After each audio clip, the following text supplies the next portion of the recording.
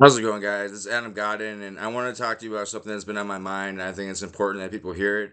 Well, you hear it in the media all the time. You heard it with the school shooter. You heard it with the bus stabber. You see with Charlie Kirk, the political analyst, that he got shot. And I guarantee someone's going to spin this as the shooter was mentally ill. You saw it with the train stabber person. It was mental illness. And that very well may have been mental illness, okay? But when you ascribe every violent act to mental illness, you make it seem like mental illness is somehow has this propensity for violence by virtue of inherently being mentally ill. And how do you even define mental ill? There's so many different types of mental ill. There's PTSD, there's war veterans who you would consider more mentally ill. There's eating disorders, which you consider mentally ill, none of which is the person's fault. It's a neurological condition. There's anxiety disorders. There's depression, bipolar, ADHD. There's so many reasons why you could have a mental health diagnosis, and none of it makes you evil. None of it makes you violent. As a matter of fact, people who are bipolar or people who are mentally ill are more likely to be the victim of violence as opposed to the perpetrator. So, I think that this notion that whenever there's this violent, school shooting or whatever horrific, event it may be, that it's mental illness. Mental illness is the problem. No, mental illness is the problem. Mental illness is doing just fine. If you have medications, if you have therapy, the vast majority of people could live a stable, healthy life. Mental illness is not the problem. Unchecked mental illness. Now, like psychosis, obviously, you don't want people who are psychotic running around the street, but that psychosis does not equal violence, and and mental illness, more importantly, does not equal violence. That um, the media creates this false connection in the mind that the mental illness equals violence. So you can't, like, let's say I were to introduce myself. Let's say I have ADHD. I'm a hypothetical person, and I meet someone on my first date. Should I not tell them I have ADHD because I have a mental illness, and will they think I'm violent and all this? We're gonna have school. We're gonna say shoot you up, and and terrorize the world because we're mentally ill. This makes no sense. This makes no sense. There's all sorts of mental illnesses, and it does not make you a bad person. The vast majority of people with mental illness are not violent. And like I said, people with mental illness are more likely to be the victim of violence as opposed to the perpetrator.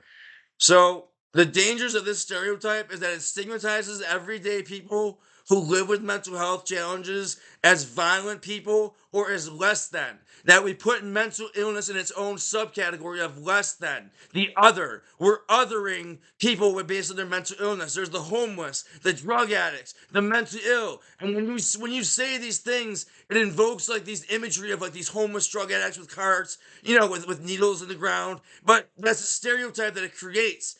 But um, all of these things are have a stigma to them. They have a stigma to them, but there should not be any stigma. Not that anything else that should be anyway. But to mental illness, it can happen to any one of us. There's people in our family. There's people in our immediate family, people we know, our friends that are touched by mental illness. Most people don't talk about it. As a matter of fact, most people I meet, I don't talk about it because I have a diagnosis from childhood.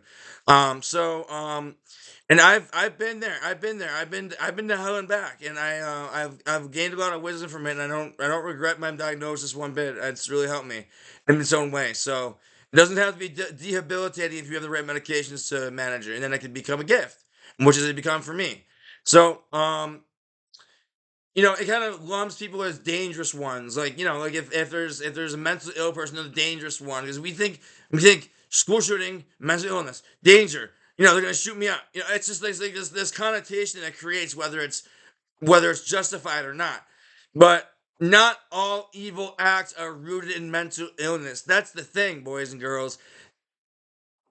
Evil and good exist. Sometimes there are good and evil people. And it has nothing to do whether they're bipolar, whether they're ADHD, whether they're a combat veteran that has PTSD. It doesn't matter.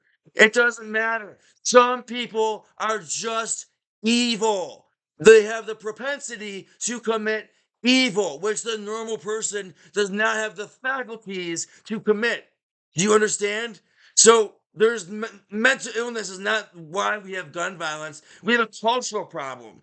We have a cultural problem. And see, evil is not a medical condition. Evil is an attitude. Evil is an identity. Evil is an energy. Evil is a persona. But mental illness does not equal violence. Violence does not equal mental illness. And we need to stop scapegoating the mental illness factor and really look at the evil choices, broken systems, and people who should not have access to weapons who have access to weapons. People who clearly should not have access to weapons who should not have access to weapons. Evil choices, broken systems, access to weapons, people who should not have weapons. And that's one place to start. That's one place to start. But to say every school tragedy is a mental illness, oh, he's crazy, he's got bipolar, he's gonna shoot people up. I mean, it just that makes no sense. There are legitimately bad people on this planet, and once people accept that, you know what it is? I think people can't accept that there are people that evil. They can't accept that there are people that evil, so they have to make excuses for them in their brain to make sense of the world because they can't accept that there actually are people that evil. So the mental illness is like, oh, well, they must have been mentally ill to do this. No, no, ladies and gentlemen, some people are just bad. I leave that with you. Bye.